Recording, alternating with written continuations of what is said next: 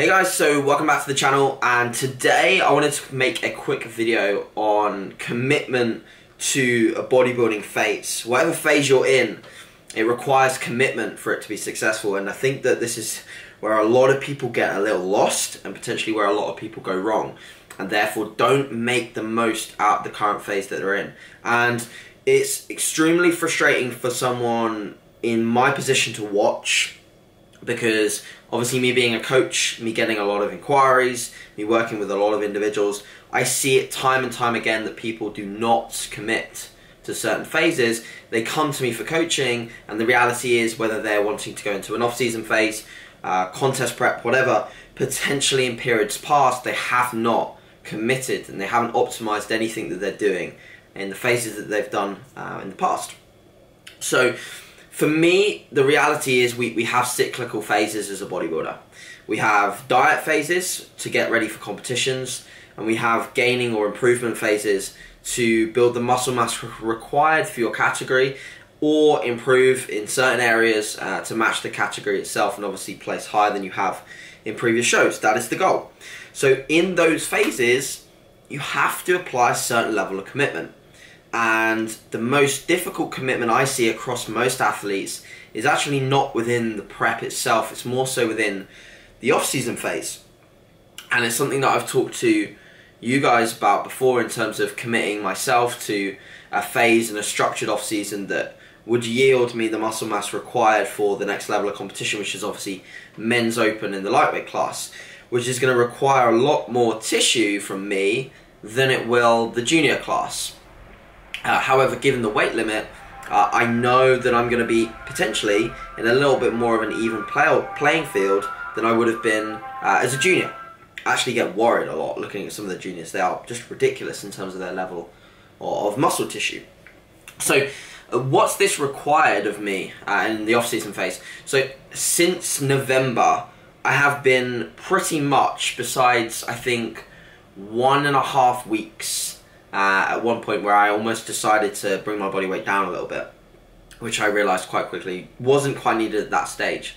I've been in a very gradual surplus, and the difficulty there is that in a surplus phase, guys, you do not see visually the improvements that you're making. You aren't going to wake up one morning and automatically see the muscle mass that you've accrued throughout this phase. It's very difficult to quantify the tissue that you're actually building, because the process of building tissue is almost somewhat hidden by the body fat that you have to accrue in order to maximally build muscle and be in an environment for tissue growth, and an environment to maximally progress each session also from a progressive overload standpoint. So you won't see the tissue that you're accruing, so it's very difficult to therefore quantify what you're doing from a muscle gain standpoint. I think that this is where most people fail to commit. They don't see the muscle coming on, so therefore they actually prefer aesthetically the look of the contest prep phase, the look of the fat loss phase. So when you're leaner, of course you will see more muscle mass, it will be more visual, you'll be able to see it more in the gym as well. You'll probably prefer your look from an aesthetic point of view, so you'll crave that look, and that's what a lot of people end up falling short on, is they stick to the phase that's not actually providing them with the growth that they need for either moving up a class, I don't know, changing categories. For example, if a bikini athlete wanted to go to figure, or a figure athlete wanted to go to physique, women's physique, loads of these potential options could come in and play a factor in your ability to stick to a phase. In a diet phase, it's less frequent that we see people fail to commit. The reality is, with a diet phase, you do have a definite end goal. So if you're not ready for the stage, you're not ready for the stage, and that's pretty much it. That's pretty much like you're not going to be stepping on stage if you're not ready by the certain date. You have a quantifiable date to get ready for. And that's why I think that the cross transfer is very important from a diet phase. What you learn from a diet phase is that structure and a date, a given goal for your date, or a given date for your goal, is super important. And you'll be running into big problems in your off season if you don't set any date relevant goals.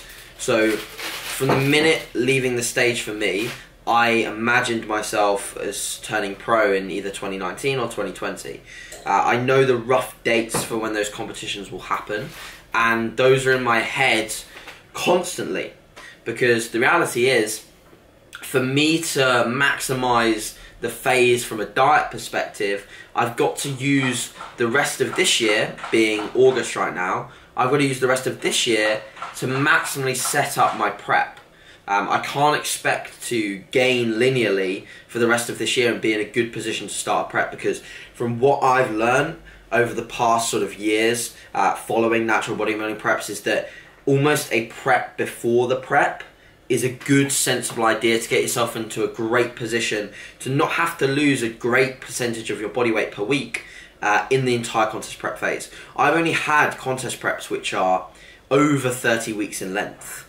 And ideally, in my next prep, I would like to lose a smaller amount of total weight loss, so a small amount of total body mass, and I'd like to focus really hard on the phases at which I maximally maintain muscle. So by that I mean diet breaks, I mean allowing myself 2-day refeeds, coming out of a deficit into maintenance phases, and things like that to really hold on to as much tissue as possible and ultimately reach stage ready condition with a little bit of time to spare in order to get into a position where I was at Worlds, where I was reversed and almost at maintenance calories in stage condition. And that's probably the best I felt the whole prep, because I was eating plenty, training was good, and everything was spot on. And that's why commitment to the phases is so important, because if I wasn't committed to this off-season, guess where I'd be right now? I'd look the same, and I would not be looking forward to showing you guys any sort of improvements in my next competition phase. And it's sometimes a bit frustrating, and from a personal level, it's a bit of kick in the teeth when, you know, you get people come up to you at shows. I had some people at a last show, and I know that they're meaning well in a sense, but I had some people come up to me at one previous show and say that they didn't even recognise me. And that, for me, when I'm someone that I prefer my conditioned look, and I do really enjoy being conditioned, I do really enjoy fat loss phases, when I get, you know, comments like, I don't recognise you, you look a lot different when you're leaner, I take that as almost a bad thing, and I take that as, wow, I must look really fat. which is I'm sure a lot of experienced competitors experience. They probably have similar comments, and to take them, you have to be quite mentally there. You have to be quite sort of strong to take those comments and look at them in a positive limelight. Obviously you get good comments now and again, like people saying you look big. I don't care if someone says I look big, that's great, but I do care if someone says I look unrecognisable to my once lean self. I think that's a bit of a kicker, to be honest, that one. But yeah, guys, I'm really wanting to hammer home that this process is something that you really need to commit to, and I'm talking like 8, 9, 10 months of structured off-season eating and off-season training.